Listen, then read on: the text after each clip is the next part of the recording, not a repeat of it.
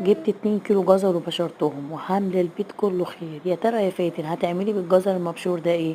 هوفر فلوس جوزي وهعمل لكم بجد يا جماعة اختراع في رمضان، حاجة كده كان بيضحك علينا فيها وبنجيبها بسعر غالي جدا وكمان ما بتبقاش اصلية.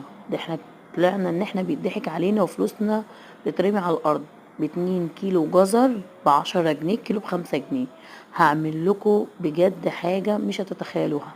لايك وشير وسبسكرايب في القناة، واللي يعرف بالجزر المبشور ده انا هعمل ايه اكتب لي في الكومنت.